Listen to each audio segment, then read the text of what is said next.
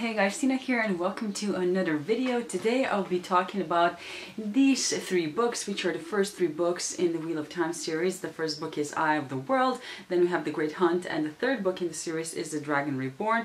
All of these are naturally by Robert Jordan, if I forgot to mention it, which I did.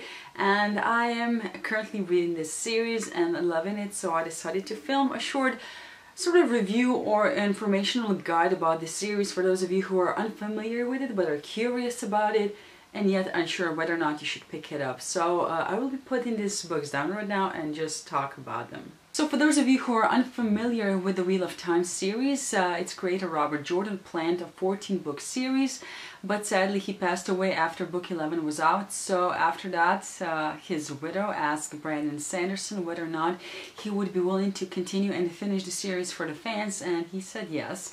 And it's actually through him that I learned about these books, because when I started reading Brandon Sanderson, I was pretty new to fantasy, and I did not know the older series that were out there. And yeah, it was actually through one of his interviews or talks that I learned about these books, and I decided to pick them up.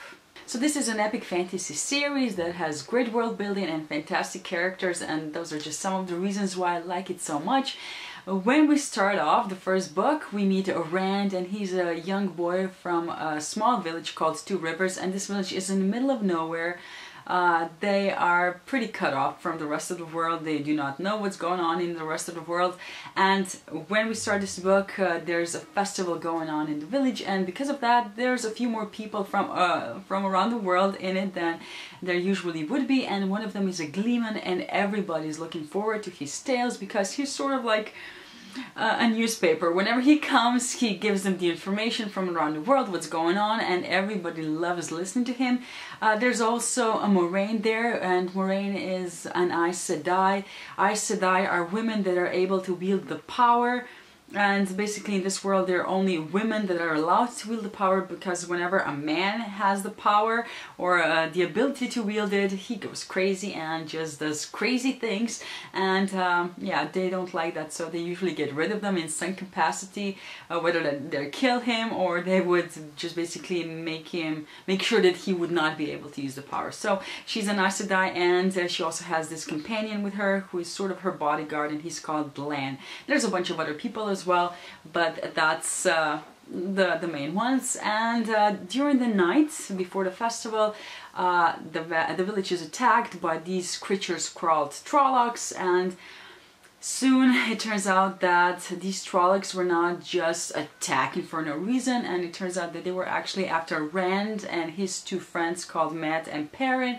And the boys decide that they have to go away from the village in order to protect the village and their friends and families. So they join this Moraine and Lan, because Moraine actually knows what's going on, or a bit about that, and basically they hope that she would be able to take them to safety. And of course some girls also join the team, and they go off onto the adventure.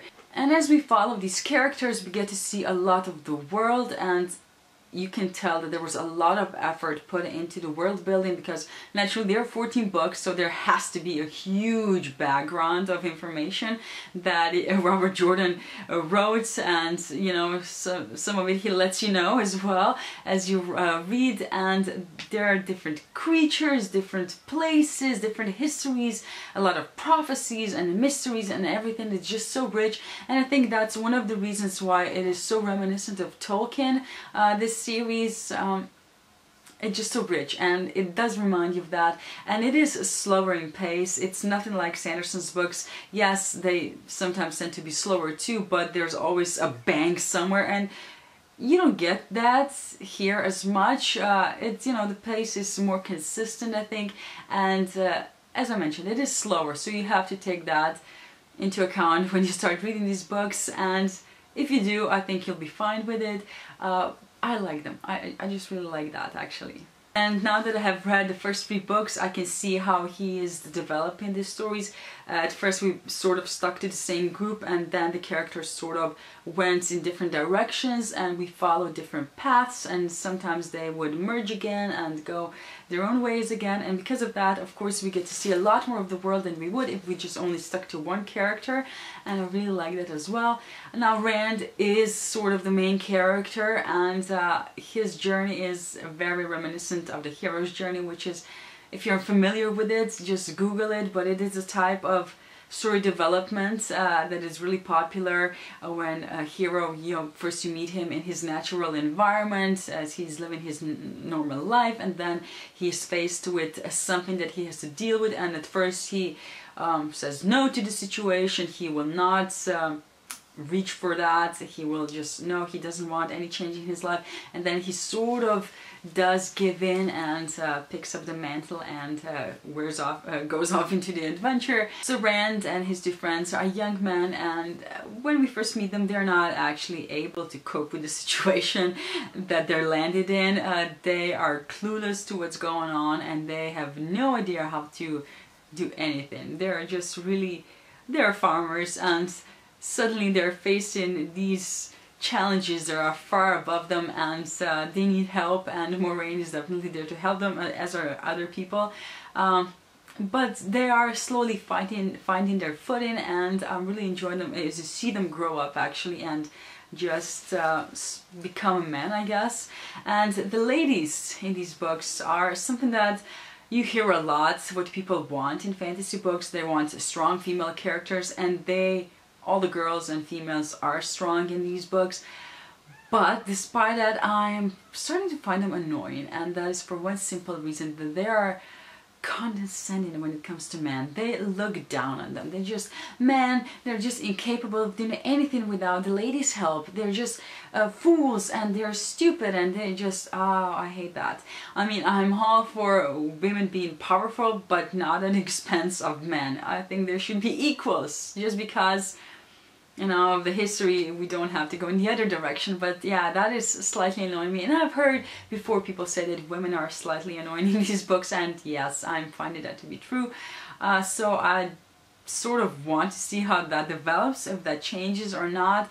And I also understand partly why that is, because of the whole history of this world. I'm still not liking it though, so that is my main issue with these books. But aside from that, I'm really liking it so far. As I mentioned, I'm only in book 3, and I have a long way to go, but the story is developing very nicely, and I cannot wait what more there could be, because it is a long series. And when I started reading it, I was just like, oh, what can you possibly write that needs 14 bucks? But from what I have experienced so far, I can see that I don't think Robert Jordan had any problem filling 14 bucks. So yeah. Anyways, this was basically all I wanted to say about these books. As I said, it's not really a review, just sort of a bit more information, because whenever I wrap things up in my videos, I don't have the time to actually just talk about a certain book for like 10 minutes. And I did want to give you a bit more of insight into this series, or the first 3 books anyway. But yeah, I hope this was helpful and that you enjoyed it, and of course that you pick these books up and see for yourself whether or not you like them. And thank you for watching this video, and see you in my next one. Bye!